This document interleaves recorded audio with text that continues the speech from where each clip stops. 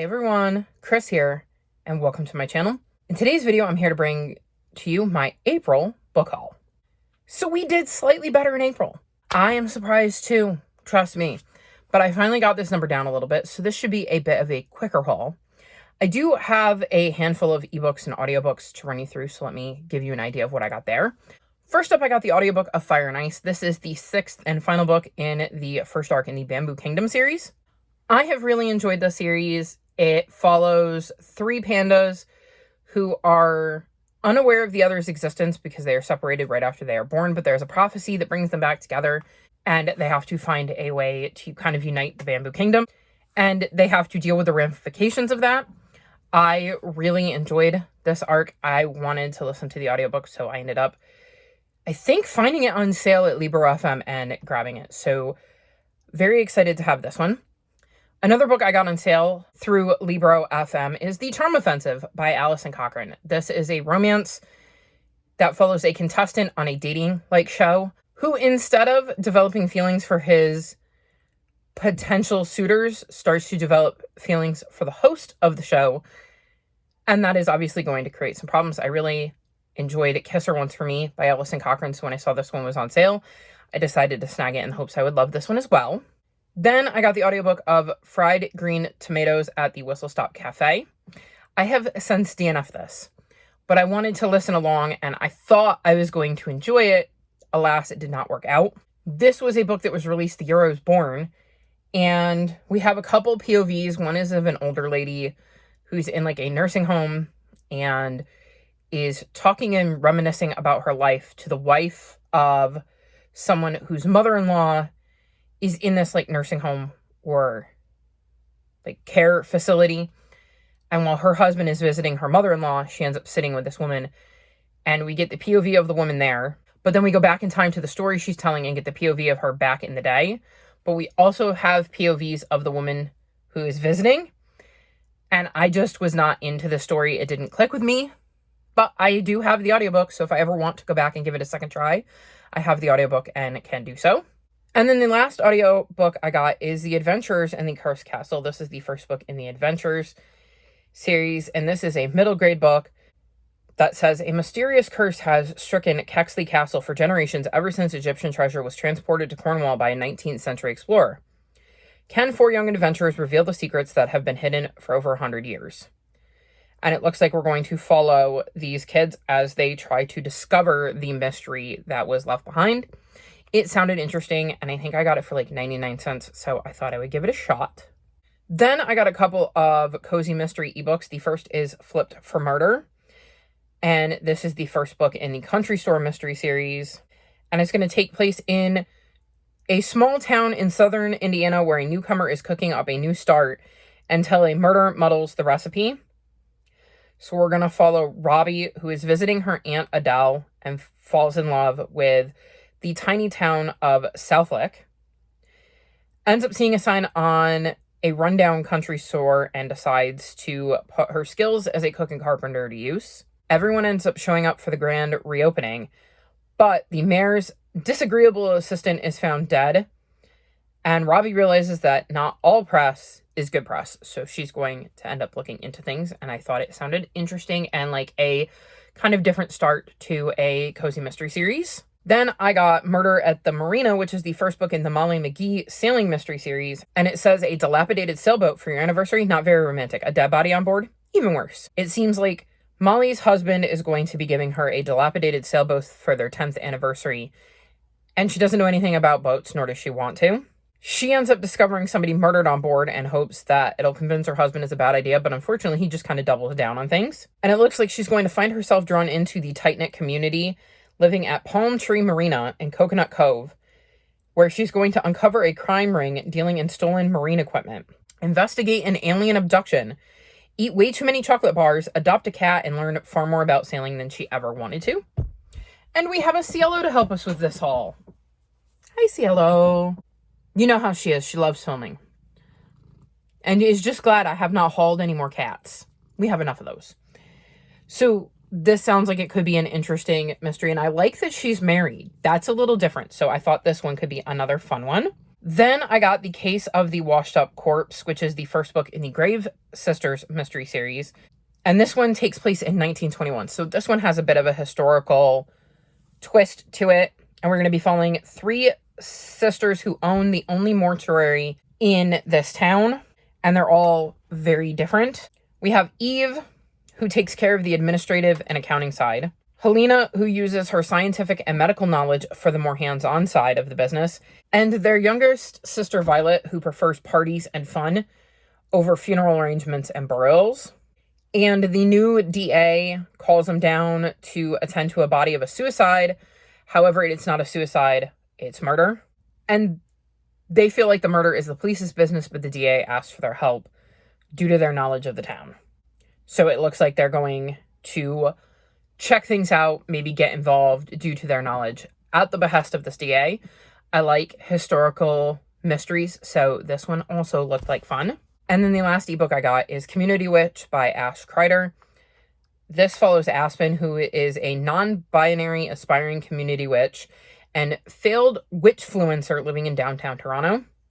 Their aunt dies and leaves them her house and witching practice, and their life unexpectedly turns into a Lifetime movie. Early 30s MB leaves the big city, including their toxic partner and job they hate, to move to a beautiful small town, has meet cute with beautiful stranger before running in to the one that got away.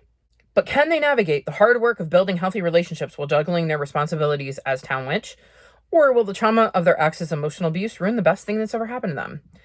This was another one I just thought looked interesting and wanted to give it a try. I believe it is going to have a polyamorous relationship, and I don't think I've read a book like that before, so I'm very, very curious about this one.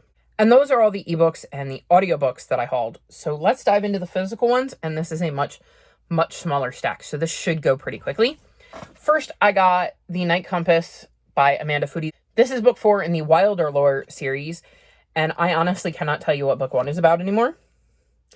But I want to do a reread of this series and catch up on it, and I saw that this book was coming out, so I pre-ordered book 4 because I do know I've read the first 2 and enjoyed them. I've just read so many books since then that the details didn't stick, so we're going to give this series another try and attempt to do it at some point in 2025 because that is one of my goals.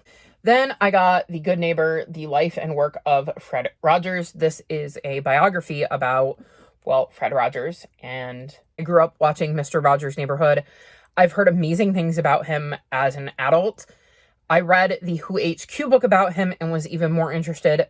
I heard there was a biography about him that is really well known and well liked, so I thought that I should give this one a try. I'm very much looking forward to learning more about Fred Rogers and getting to know him as a person and not just the kindly old man I saw on TV who used to spend time with me in the afternoons. Then I got Body at Buccaneers Bay, Lament at Loon Landing,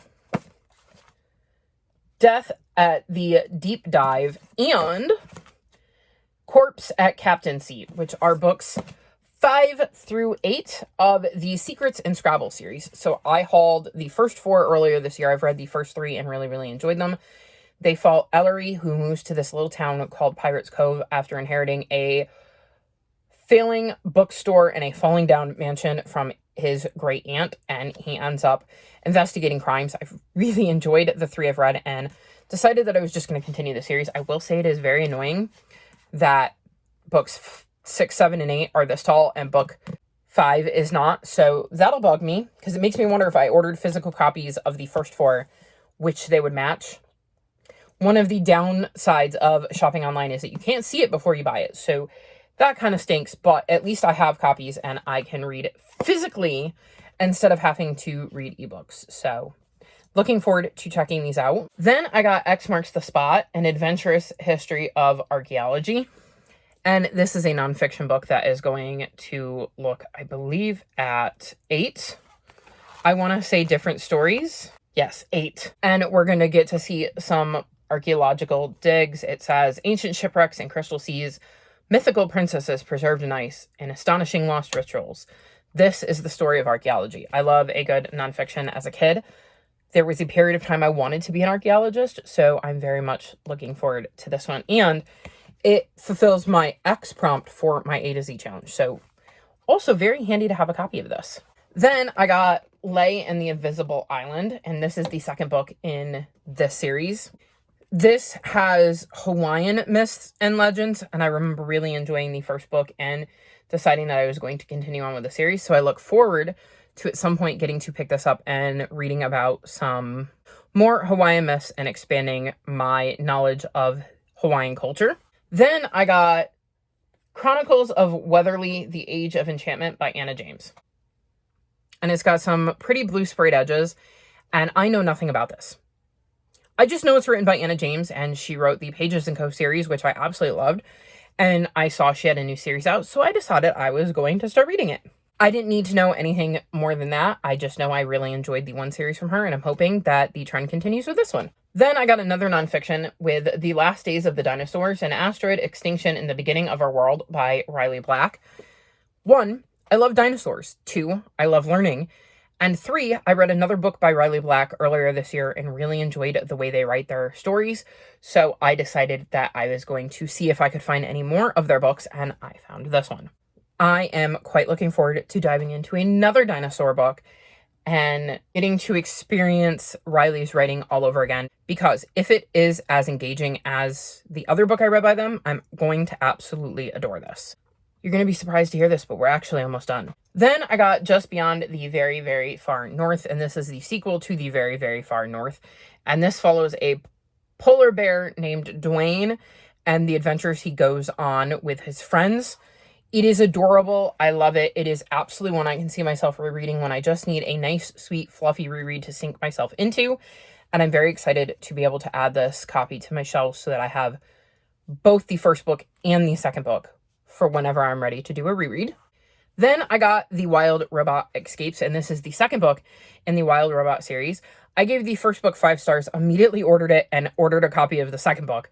I have since read this, absolutely love this, gave it 5 stars. This is a new favorite series of mine, and so I knew I needed a copy for my shelves because it is a series I will 1000% reread in the future. Then I got Carousel Summer by Kathleen Gross, and this is a graphic novel that says, with her best friend at camp and her dad always on her case for being such a tomboy, Lucy is dreading summer.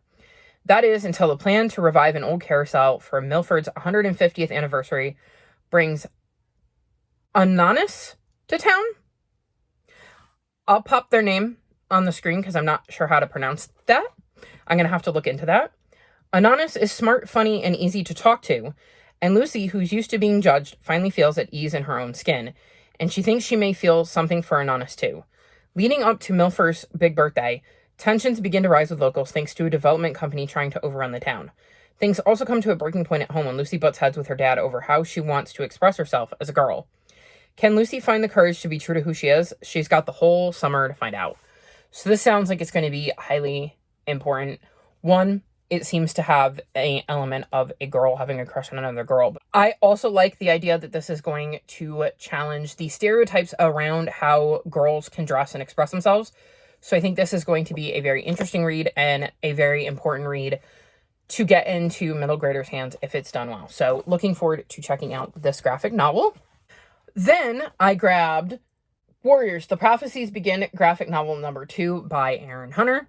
This graphic novel covers books 3 and 4 in the first arc of the Warrior series. It is not my favorite, and I definitely think it should be read close to the books if you want to see the difference and kind of understand the story, because there's definitely some changes that are made, and I think if you don't have the full story from the actual books, you're going to miss a lot of context, and it just doesn't have the same impact as the books. So it's not my favorite graphic novel series, but I'll keep reading it because it's Erin Hunter and it's Warriors, and I really love seeing all of my little guys brought to life. So definitely plan to continue to collect these, and would it really be a haul video without Erin Hunter? And then lastly, I did tell you we were almost done.